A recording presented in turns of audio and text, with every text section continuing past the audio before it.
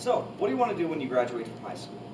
That's one of the most commonly asked questions to us when we're in high school. Do you want to do a 2 year? Do you want to do a 4 year? What do you want to do with your life? Well, our generation, some of us actually really don't know what we want to do. Some of us will go to a 2 or 4 year, realize it's not what we want to do, move on. Some will just hop into the workforce and go from there, learn on the job training, which is like a lot of trades. In the end, we all choose something that we want to do, and well, the man I interviewed is a machinist. His name is Donnie Trotter. So, to start off, what got me to interview Donnie? At first, I was thinking about interviewing a cook and a photographer. Cooks, almost everybody knows what cook is. Cook's job is, unless you go for like somebody like Gordon Ramsay or somebody of higher stature like that. Or if you try to go for photographer, I tried to set one up, and it took me way too long. She couldn't get a proper time set up, so it's pretty much impossible to get one.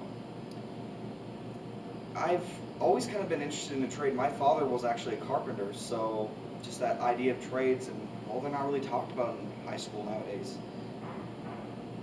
Well, what led me to Donnie is actually this is my girlfriend's father. I contacted him through his daughter and met with him at his farmhouse. Talked to him through there. He seemed actually interested. His exact reaction was, "What? You want to do an interview about me?" Well, yeah, and I did the interview about 45 minutes long. It was very, very lighthearted, sarcastic. I knew exactly what I was getting into. So, how did the interview go, and what kind of questions did I ask him? When I got into this interview, I knew for a fact I wasn't going to get a very straight to the point, concrete, professional answer. I knew that this person was a working man. This man worked with his hands. He needed to have a sarcastic tune in his workforce.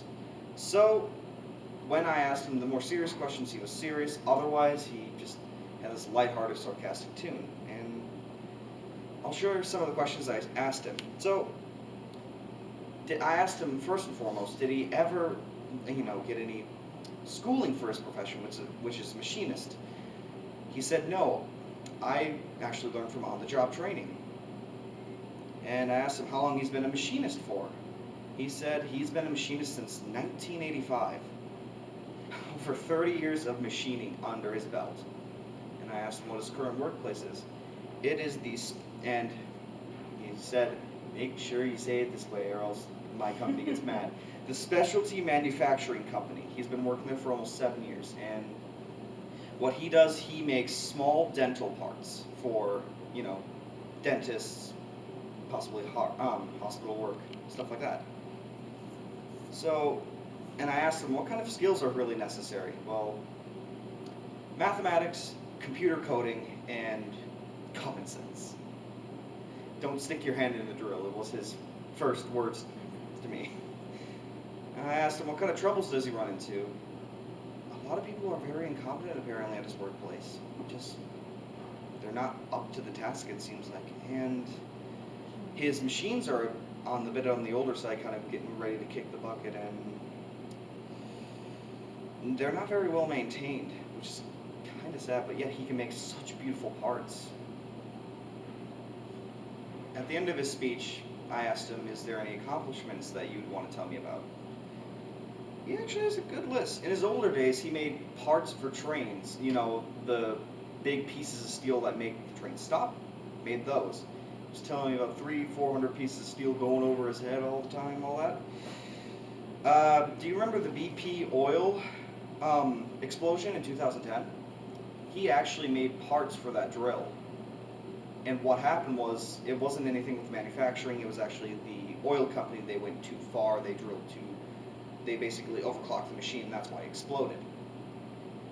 And he also built cylinders that helped lift the Golden Gate Bridge for repairs at one point. So, and now at his current job, he can pretty much run everything on the floor. Lathes, he can code almost anything too, which with that much skill you would think, wow, that's really impressive. Well, so with this, how will I use this for my career choices? Me personally, I will not become a machinist myself in the next 5 years. However, it is always something I've been kind of interested in. And to learn that it's something on the job that you can learn on the job, you don't have to go schooling for. It's really nice to see a trade, uh, in this day and age, since they kind of died out not too long ago. It seemed like for schools, into how they were presented in schools. So as stated before, my generation really doesn't know what to do, and some may go into college to spend 4 to maybe 10 years of their life trying to figure out what they want to do, or going to their specific program to get a higher paying job. Others may choose to work on the job and train through there. Learning about Donnie's work has, you know, like a trade like his can be picked up through on the job training. His and the heights it's actually brought him, has not only changed my views on trades, but also given me a very deep level of respect for trades in general. Thank you for attending my speech.